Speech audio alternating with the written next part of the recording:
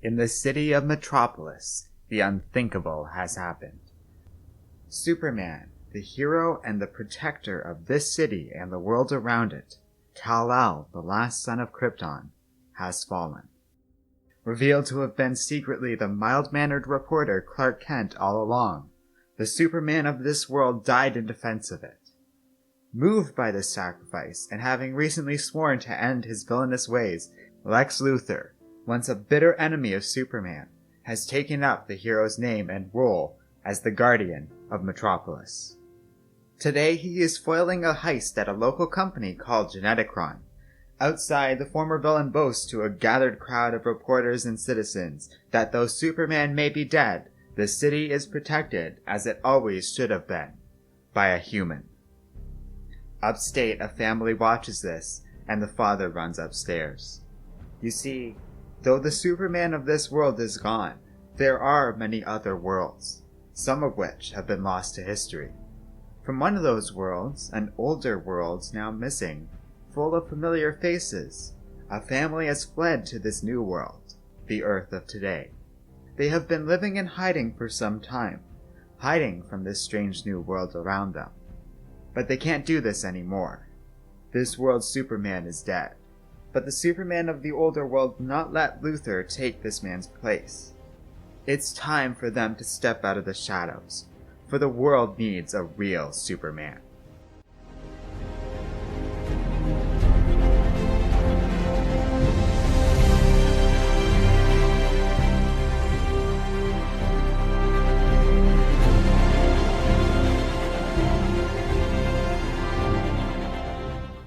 In mere moments, Superman appears in Metropolis, much to the shock of everybody. Luthor assumes this newcomer is an imposter, and has insulted someone who would take the form of somebody he had come to genuinely respect that the city so recently lost. Superman insists he knows Luthor all too well, even if he's never dealt with this particular version of the man. Whatever game his old enemy is playing, he will have none of it. The Man of Steel declares that Luthor's days of posing as Superman are over. In The Crown, James Olsen is surprised when he is approached by Clark Kent, who not only should be dead, but everyone thought was Superman all along. Everybody, including Superman and his family, are surprised to see this man, as nobody knows who he really is.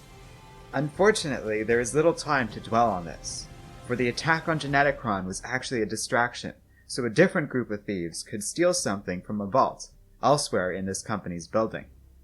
In a flying car, these thieves manage to escape while all eyes are on the two Supermen, when suddenly the cargo begins to move.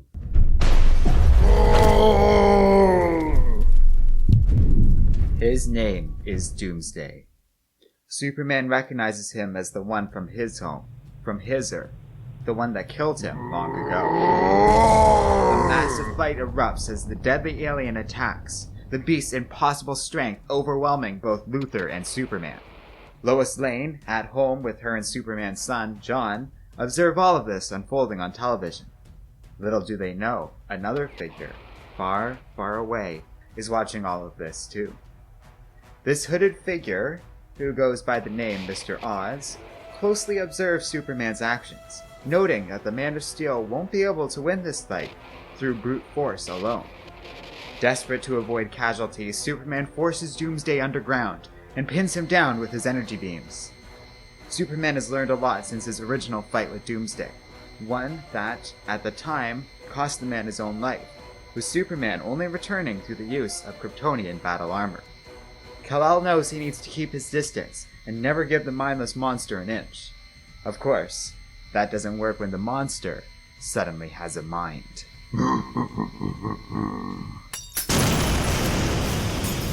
Above ground, Luthor looks heartbroken at the devastation caused to his city. But it's not enough. It will never be enough.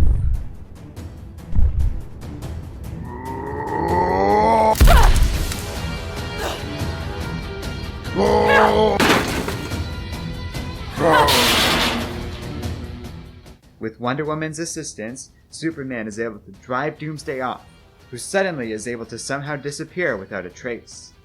This is all shocking to Superman, who doesn't know Doomsday to run or plan or react like this.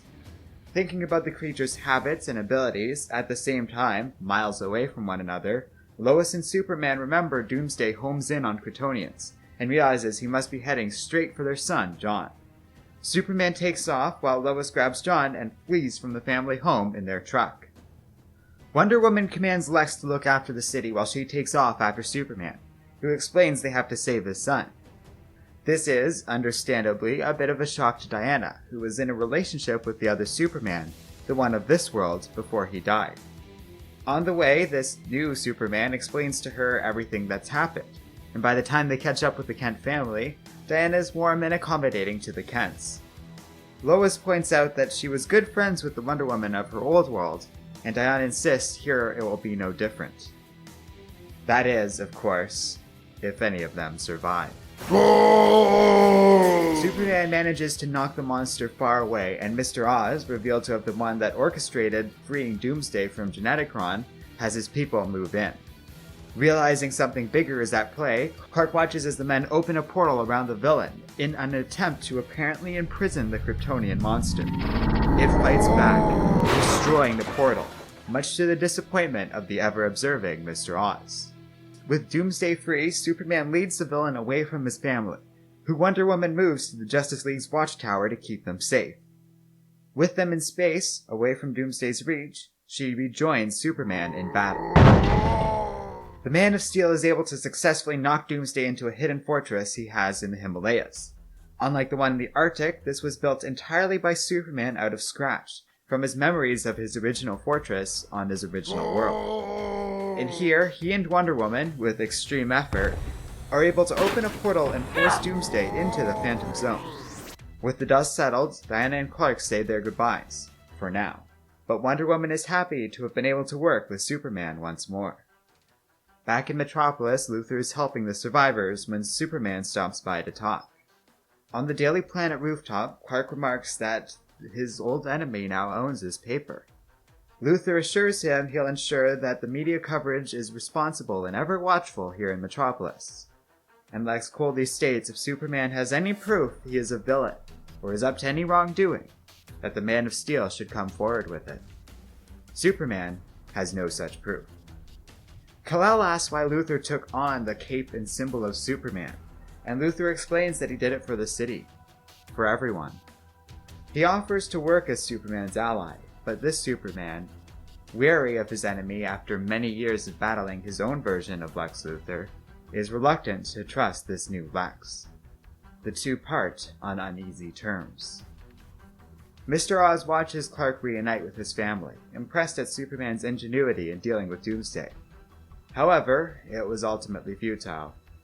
The portal to the Phantom Zone was intercepted, and now, Doomsday belongs to him. In the weeks that follow, Superman looks into the mysterious appearance of this other Clark Kent. This Clark Kent insists he was never Superman, and instead confessed to being the hero in an attempt to avoid death during an investigation gone wrong into the company Geneticron. As part of a deal this Clark Kent had apparently worked out with this world's Superman before the hero died. Even more mysteriously, the company's building had disappeared entirely after the incident with Doomsday, baffling both Superman and Lex Luthor, who each began to independently investigate this strange company. So Superman takes Clark Kent to the Fortress of Solitude, explaining who he is relative to the original Superman and where he came from in the process. During this visit, he has Clark Kent telepathically and genetically examined. It appears Clark is telling the truth and is a genuine, genetically normal human being. Superman returns his human doppelganger home, while Clark writes an article about the entire experience, entitled My Day with Superman. This helps the people accept and understand this new Superman, who begins to settle into his new life as a public superhero once more. As an added benefit, the presence of Clark Kent in Metropolis frees Superman from focusing on his double life or secret identity, so instead he can focus on being a superhero and living with his family in the small town known as Hamilton, where they are unlikely to face much exposure from the outside world. Meanwhile, Lois Lane begins to quietly take the place of her alternate universe counterpart, who has gone missing. After this version of Lois received a cryptic letter from the other Lois Lane, nobody has been able to find any clues as to what happened to her. It isn't difficult for Lois to convince everyone she's the Lois Lane of this world, though she does feel uneasy working for Lex Luthor. After insisting she will not hold back on reporting on Luthor's many doings, Lex calmly responds he wouldn't have it any other way. The weirdest thing to her, though, is the other Clark Kent. Lois brushes off this mysterious man, so similar to her husband physically, but lacking any trace of the man's life as Superman or his real personality, but something about him gets under her skin. During her investigation, she visits the other Lois's apartment, where she finds Superwoman waiting for her. This mysterious woman and new superhero recognizes the Lois she knows isn't the same as the woman standing before her, and begins to respond with hostility. Lois quickly and discreetly calls the Kent home, and in mere seconds, Superman is on the scene to help his wife out. When Clark appears, Superwoman calms down, as these two have already met before this Superman went public. She reveals herself as none other than Lana Lang, who got her powers after the Superman of this world died. The energy from his death surged into both her and the Lois Lane of this world. It gave them both powers, but Lois got sick, and eventually dissipated into energy, much like this world's Superman. Lana says she is worried the same thing is happening to her, and realizing they need answers, Lois decides to resume her original counterpart's life in full, until they figure out what is going on here in this strange new world, and what happened to her counterpart. Above Metropolis, two beings survey the city. Their names are Zayd and Lakal, the Slayer of Gods. They sense their target, as they have with many others before. Lakal is tired of this life. His soul is drowned in an endless ocean of blood. But for this last final mission, their most important one yet, he and Zayd will have one more person to kill. The future is known and must be saved. Far away from this, deep in the Amazon jungle, Superman and John have finally found the missing Geneticron building, which after its disappearance, apparently somehow turned up here. The two track down where Doomsday was originally held within this building and find two other pods of which something seems to have broken out. Back in Metropolis, Lex Luthor has Lois visiting for an interview. He shows her his armor and reveals he is currently enhancing it with the power of a mother box, a new god's computer of tremendous power. Suddenly, a part of the building is blown open, and the aliens attack. Hearing this, Superman flies John to Metropolis and helps defend Lex from these attackers. The alien called Zayd grabs Superman, and the Man of Steel can instantly tell that this being is weakening his Kryptonian powers. The call, meanwhile, proves more than a match for Luthor, and the alien reveals that Lex is prophesized to one day become the new Darkseid, and, for the sake of his victims, he must die. A depowered Superman is nearly overwhelmed by Zayd until he is saved by John. The two find Luthor, who is struggling against Lakal, and the Godslayer recognizes that Superman is a hero of this world, and shows him the future Luthor is destined to create. Though Superman is shown a great deal of suffering caused at Lex's hands in a future vision, he refuses to let these beings just kill Luthor in cold blood. Lakal prepares to strike out against Superman when John cries out. Seeing the boy, the Godslayer lets up, agreeing to hold off on Luthor's execution for now. They take him and teleport away before Superman can stop the two strange aliens. Realizing they actually transported here through the pods he and John just discovered, Superman goes back there and is able to open a portal to the aliens' home, where they have taken Lex. There, Superman attempts a rescue of Luthor, who thanks to Zayd's ability to blunt a person's strengths, is experiencing a greatly reduced level of intelligence. Zayd and Lakal are quick to detect Superman's arrival, and though hostilities break out, the leader of these aliens quickly calms the situation down, insisting every vision they get of the future has come true before, and this is the only way to prevent Luthor from becoming the next Darkseid. Superman admits he has more than his fair share of doubt about Luthor, but he investigated this man at length, much to the surprise of Lex himself, and found nothing. Luthor has done nothing wrong yet, and as far as Kal-El is concerned, a vision of a possible future is not enough evidence to condemn a man. He won't kill Lex Luthor, and neither will they. Superman strikes out at the aliens, seizing the mother box and giving it back to Luthor, who opens a boom tube home. However, as they enter this portal, Macleod disrupts it, sending the two to another world, this one orbiting a red sun. Godslayer studies his opponents and their potential allies well, and is all too aware of the effect a red sun has on Kryptonians. As Superman already begins to feel the power draining from him, Macleod and Zade move in to attack. Luckily, it takes enough time for the two aliens to catch up that Luthor is able to regain his formidable intelligence by the time these beings find them, and just like how the Man of Steel defended him moments before, this time, Luthor stands in defense of a powerless Superman. Though there is a brief struggle, Superman is quickly able to convince the aliens to stand down, and instead look into Superman's own future. Macleod the Godslayer never said what he saw next when he looked into the future of the Man of Steel. But Luthor noticed the man, hardened by many years of relentless killing and slaughtering of an endless number of would-be tyrants, softens after this vision, ever so slightly. Macleod says it was an honor to have met this Kryptonian and to see his future, and sends Superman and Luthor back home. Though, having seen what lies in store for this hero, he later tells Zade that he does not envy the Man of Steel. With the two men back at the Daily Planet's rooftop, Luthor finally admits the man really is Superman. A Superman, at least. He has already deduced this version of Superman is not of their universe. Luthor realizes this is why the Man of Steel will not trust him.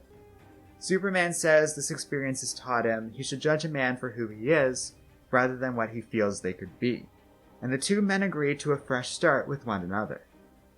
Meanwhile, while Luthor and Superman had been gone, the mysterious Clark Kent has begun insinuating himself into the lives of Lois and John, who they pretend to be simply Lois's visiting nephew.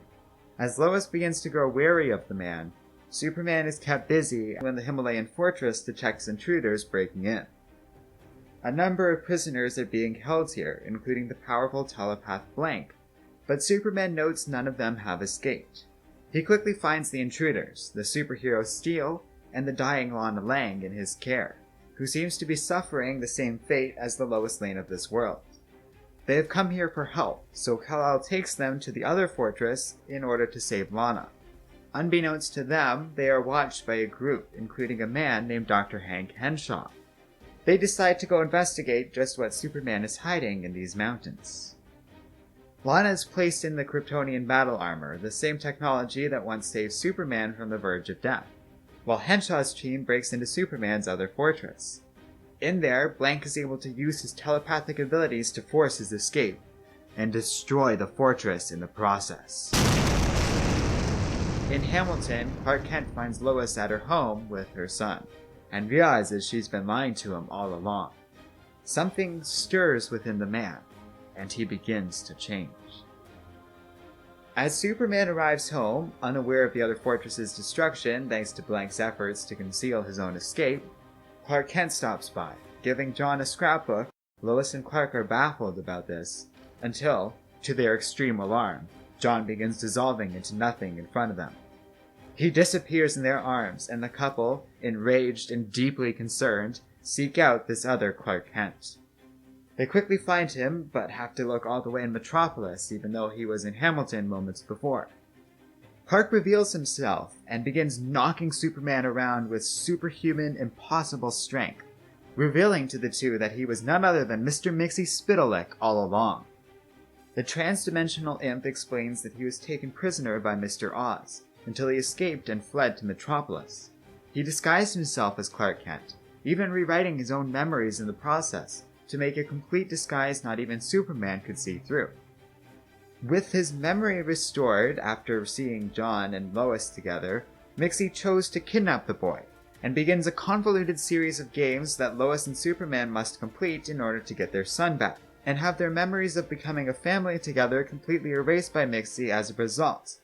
Luckily, John discovers two balls of energy that have found themselves in Mixie's strange realm, where he is carrying out these games. The energy empowers the young man, who blasts Mixie. The imp, annoyed at this and not wanting to stick around and face the threats that are coming to this world, decides to leave the family, refusing to restore the memories of Lois and Clark and taunting John before he disappears outright. John despairs until the energy balls take the form of his parents, and the boy learns that these balls of energy are what remains of the other Superman and Lois Lane, who were thought to be dead. The two versions of Lois and Clark merge with one another, baffling Mr. Oz, who thought that he was the only one who could be repaired across the two divided timelines. Yet the family stands, rewritten into a new timeline spanning both realities. Lives realign to make themselves consistent with existing memories and events. The divide between Superman's life and the world he lives in disappears, and all the uncertainty that resulted from this vanishes as the events solidify into one timeline. The family has proven the impossible, that love truly can conquer all. A genuinely impressed Mr. Oz ponders what is to come, and wonders if it is Superman who will have the final say in the fate of this world.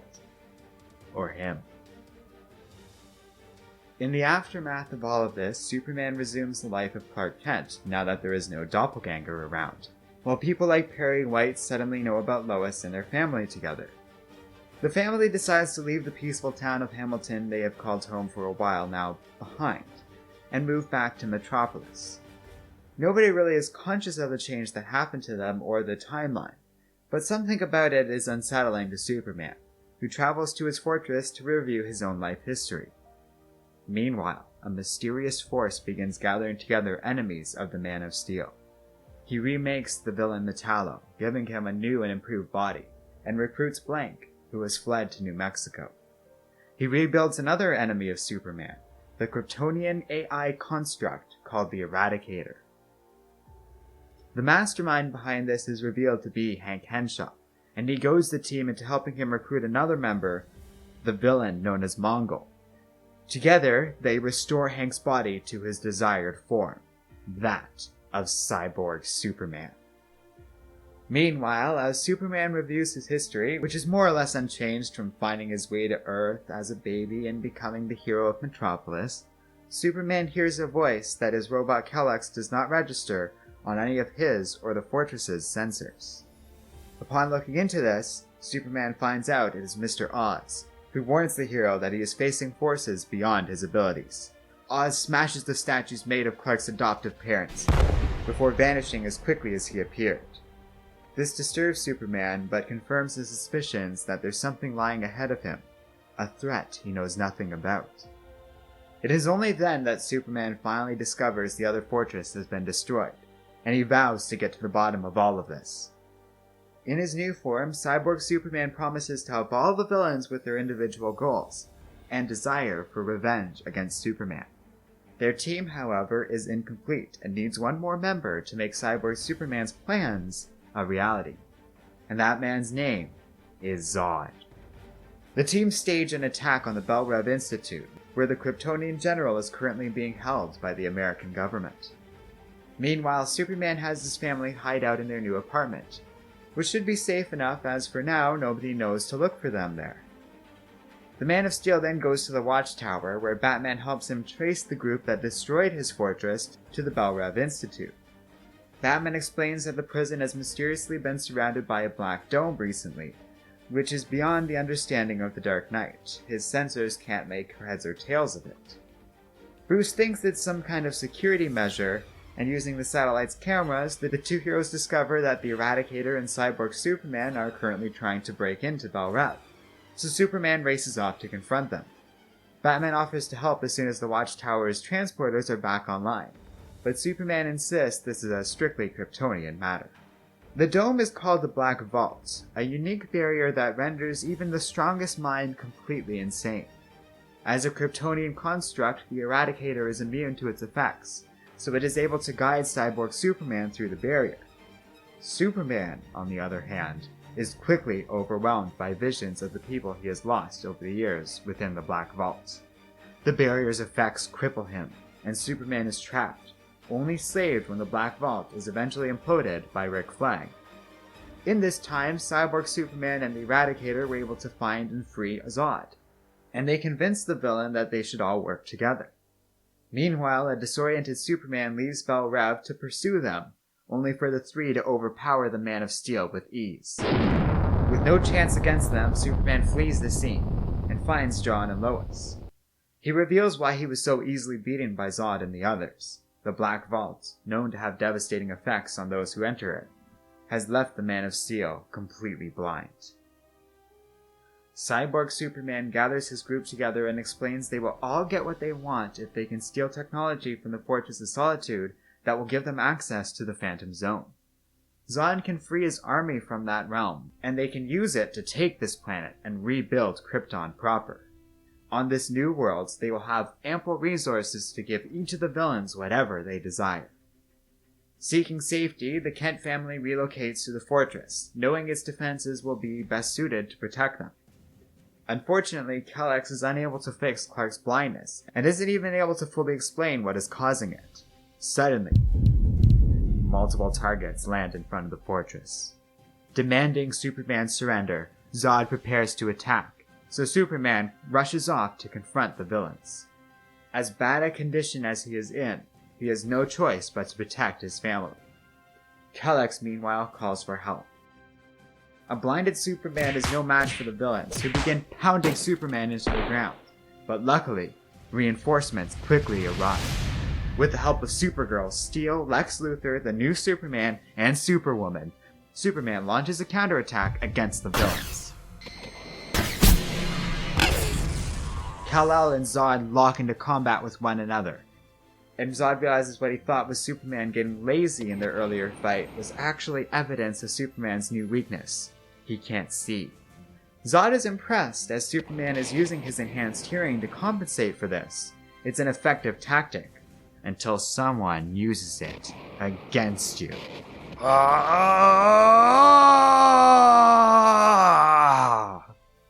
With the others overwhelmed by the various villains, and both Superman and Supergirl incapacitated by Zod, the villains collect the Phantom Zone projector and gather together. Superman quickly recovers and rallies his team, but Zod is able to turn the projector on them, trapping everyone except Supergirl in the Phantom Zone, the ultimate purgatory for Krypton's criminals, a timeless void without sensation or escape that will eventually drive any prisoner insane. The Eradicator, who knows Zod's true mission, is then willingly sent into the Phantom Zone with an unwary cyborg Superman. Meanwhile, Lois and John have hidden in the fortress, where Zod, with the unconscious Supergirl and the other villains, prepare for the next phase of the General's real plan. Zod has Blank contact the Eradicator telepathically, though the strain of such a link reaching across dimensions is extremely painful to the villain. In the Phantom Zone, Superman's sight is restored due to them no longer existing in a material form. It's a small consolation though, as escape from this realm without assistance from the outside is completely impossible. Blank contacts the Eradicator, who is hiding along with Cyborg Superman, when they are attacked by Superman and the others. Meanwhile, when Metallo and Mongol begin to question Zod's plan, the General immediately knocks Mongol clear into space with a single blow. Zod then turns his attention to Supergirl, when suddenly, the Kryptonian battle armor begins to move. With the assistance of a mysterious voice who guides him through operating this machine, John is able to attack Zod, and with Kara's help, they begin a battle. In the Phantom Zone, the Eradicator is able to call out to Zod's wife and son, in spite of Superman trying to stop the AI. The Eradicator contacts Zod and declares the mission a success, and Superman realizes Zod wasn't trying to get his army back, only his family. Encouraged by this, Zod tears apart the Kryptonian battle armor, discovering John, while Supergirl is distracted by Metallo. The boy is only saved at last minute thanks to Krypto, and Zod blasts the dog away. With no one to stop him, the General quickly opens the portal, freeing his family, along with the Eradicator and Superman in close pursuit. Zod wants to finish this fight against his longtime enemy, but his wife Ursa points out that they must get their son to safety, and the General is wounded. The three of them leave the planet with the Eradicator, with Zod sharing one final look at Superman. Kal-El lets them go, preferring to focus on bringing back the others from the Phantom Zone instead. Supergirl says Cyborg Superman is too dangerous to let out, and Superman agrees, on the condition they only leave him there until they find a better way to contain him, or, if possible, make him human once more.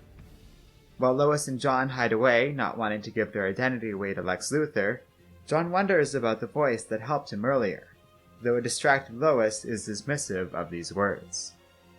Observing this, Mr. Oz hopes Lois will keep a more open mind when they finally meet in person. Zod and his family arrive on a new world, ripe for domination. Within a day, 2 at most, this planet will be theirs.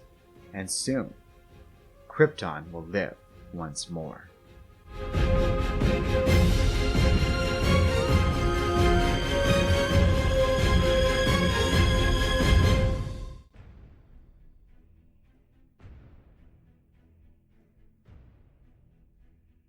Hello and welcome to Comic Island. My name is Arden, and today we're talking about Action Comics Rebirth Year 1.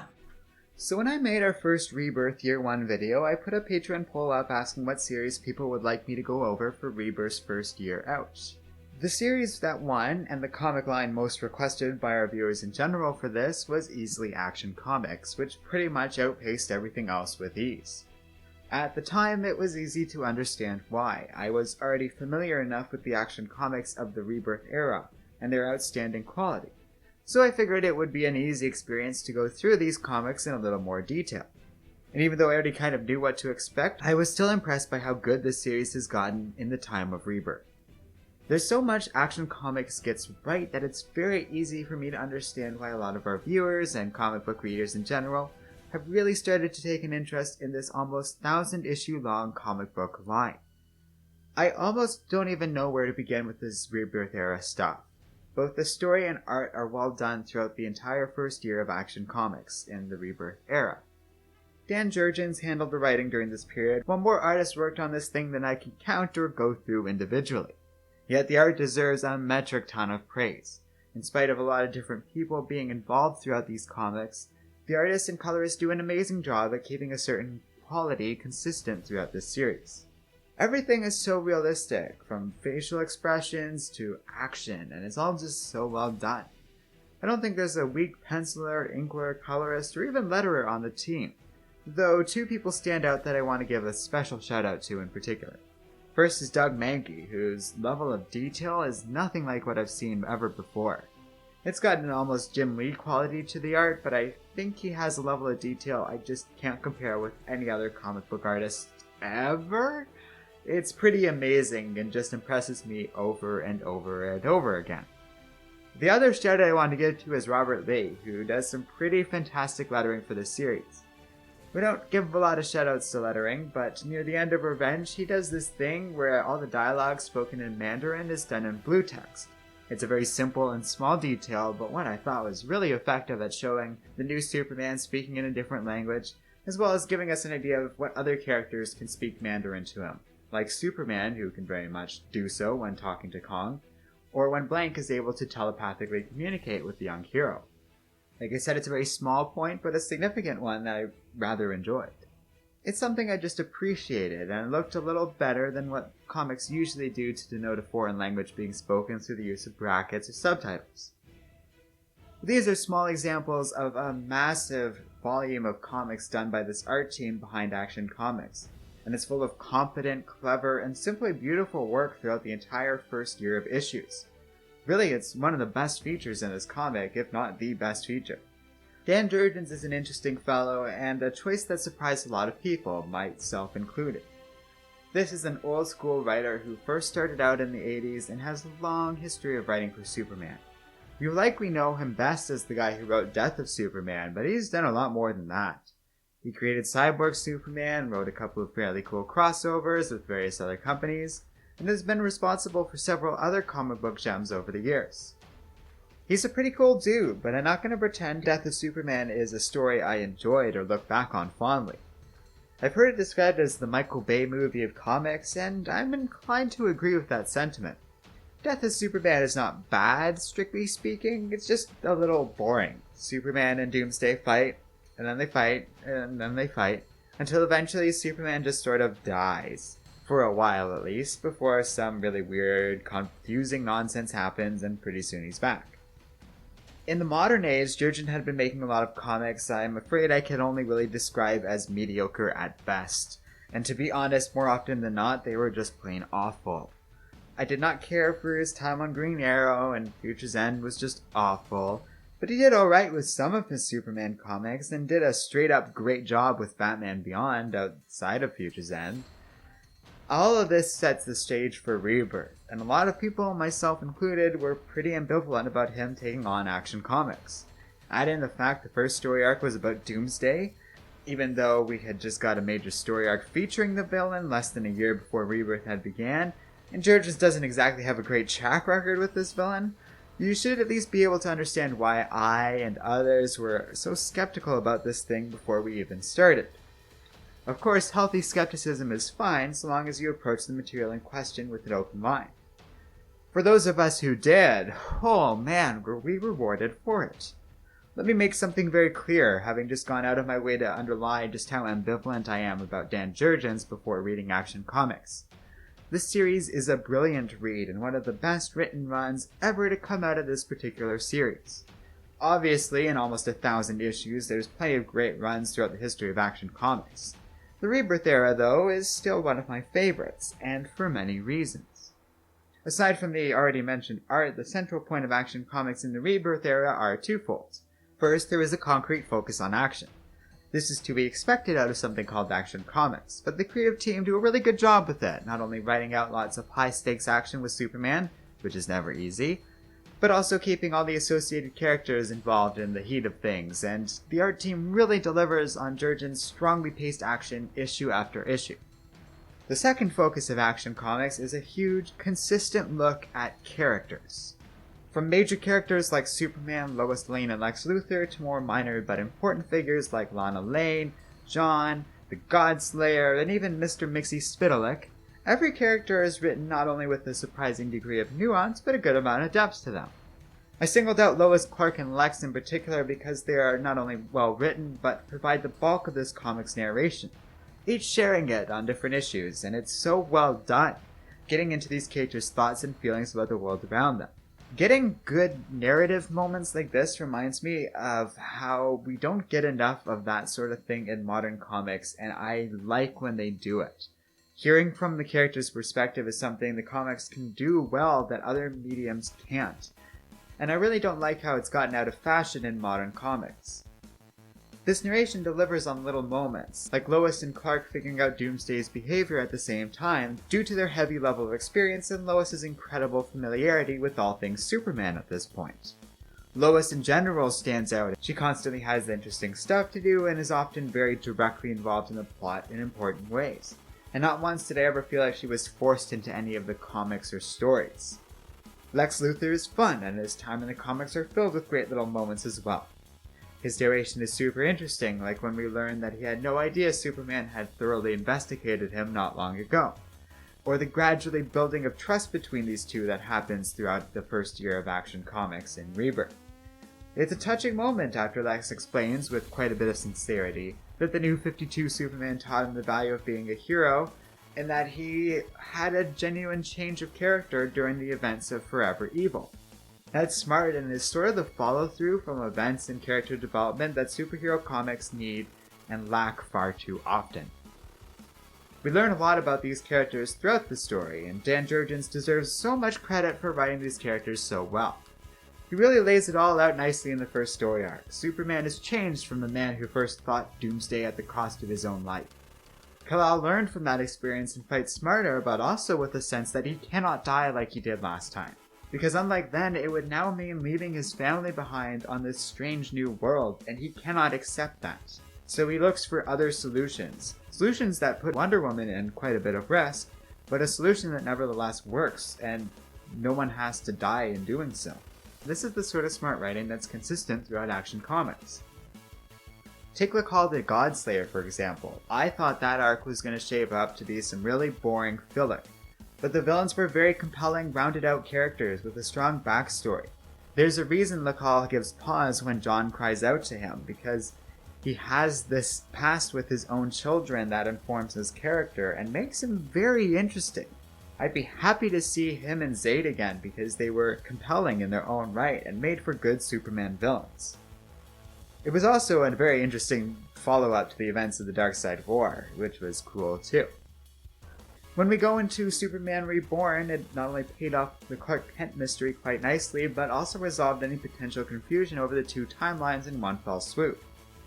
Finally, Revenge, the last story arc of Action Comics' first year of Rebirth, shows us the potential fun of having a Superman merged with his New 52 version, and also the sheer, astounding fun we can have with this crew of various Supermen that are put together to face Zod and the others.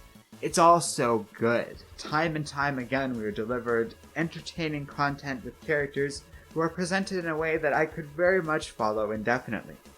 I suspect, looking over the career of Dan Jurgens and the struggle he had with various editors from Marvel and DC over that career, and thinking about the type and quality of stories we're getting out of Rebirth, that a huge part of this is that the editorial gloves really are off for most of Rebirth. By and large, it appears, and I can't say for certain, but it seems like the writers have a certain sense of creative freedom they simply did not enjoy during the New 52 era. I can't tell this for sure. You'll never get an honest answer out of DC on this regard, because they'll always say they have creative freedom, but it would explain why writers like Dan Jurgens suddenly started making these phenomenal comics, like the second Rebirth started, and the palatable shift in tone and quality that Rebirth seemed to kick off. Whatever the case, whatever happened behind the scenes that led to this, whatever DC has had to do to deliver consistent, quality Superman comics like this, whatever Faustian bargain that involved, it was worth it. These were amazing comics I am so glad I read, and highly recommend you check them out for yourself. It's a wonderful result of many story threads and ideas. Actually, that might be the one thing holding the series back. You kind of need to know and read a lot of comics both inside and out of the series to fully appreciate Action Comics and what they represent, but if you do, the payoff is very much worth it. Superman has changed, but only for the better. His family grounds him, while his many allies and enemies give his story color and life. If Action Comics stayed at this level of quality, they could easily go for another 1,000 issues. So that's the video. That's my review of the first year of Action Comics and everything that happened in this story. I hope you liked it. It was a really interesting read, and I tried to live up to it in the recap and the review because I really think it's something special and it's worth talking about. In the lead up to Action Comics number 1000, this has been quite the build-up, and if you think some of the revelations and changes to Superman that have happened lately are big, I shudder to even think of what they have planned as we head towards Action Comics 1000. Already what we know now, what's happened since the first year mark of Action Comics, has been pretty interesting, especially how they pertain to the mysterious Mr. Oz. I won't give that away here, but we have gone into it in a couple other videos, and you can find the link to that in the video description below. So yeah, thanks for watching this video. If you liked it, I suggest you take a look at our Patreon page in the video description below. You can have a say in the videos we make and the content we talk about by becoming a member. Otherwise, thanks again for watching, and don't forget to like, subscribe, and keep reading comics.